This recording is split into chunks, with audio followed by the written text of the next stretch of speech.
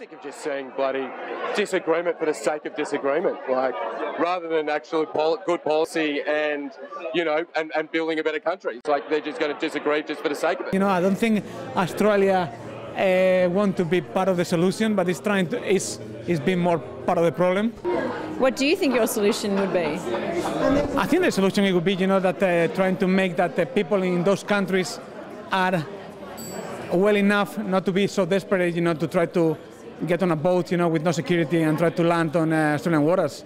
And that maybe, you know, the political and international aid that they will need, you know, to for a long-term solution, you know. I think what we see about the boats coming here, you know, and staying here, you know, like every 2 weeks or 3 weeks coming and blah blah blah. I think that's just you know, the effect of the cause that we're trying to solve, you know. But unless we go back and solve the origin, you know, of the issues, yeah, it will be, you know, it will be a bit of a work in progress.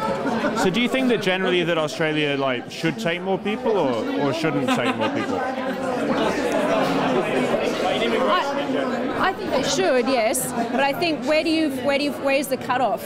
I've lived in Spain for 1.5 years, and I see they just let anyone in, pretty much.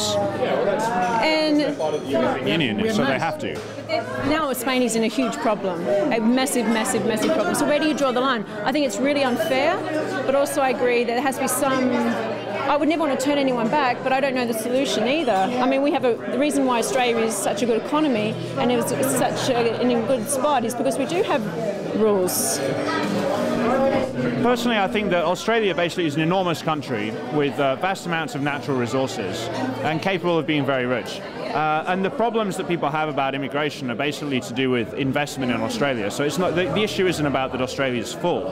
The issue is that Australia is not invested in infrastructure, in transport, in building houses. Australia has the capacity to have far more people live in it, but sort of basically poor management has left Australia in a... Who's going to live in the middle of Australia?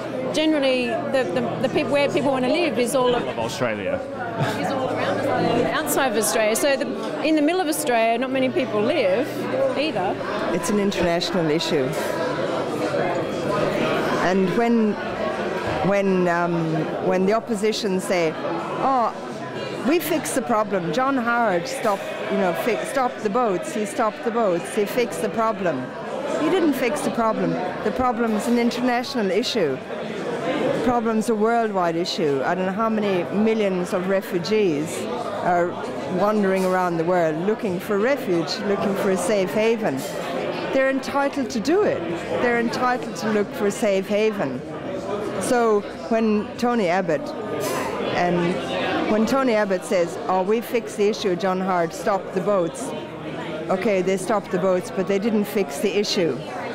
That's a major problem with me.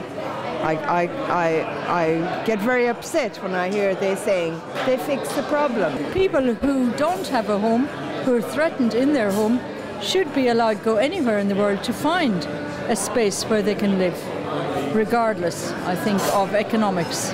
That's my opinion on it. I think so. What's your opinion? What do you think? You haven't got one? No. What do you think? They should just leave them out to perish in the seas? Yeah. You do? I do. Why? Because I'm a bad bastard. You're what? Because I'm a bad bastard. That's not true.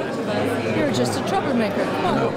I think Australia is a little racist when it comes to asylum seekers. Our problem is we're an ageing population. We need people to come in order to pay the taxes for our old people that are retiring. My friend who worked at Centrelink, that was a contention for her that a lot of refugees come in and they won't work and they have no intention of ever working.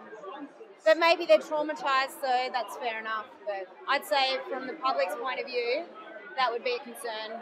We're in a very enviable position because we're Australia, because we're isolated from the rest of the world. I think if you ask most of European countries, they would love to have the policies that we have. They just physically can't.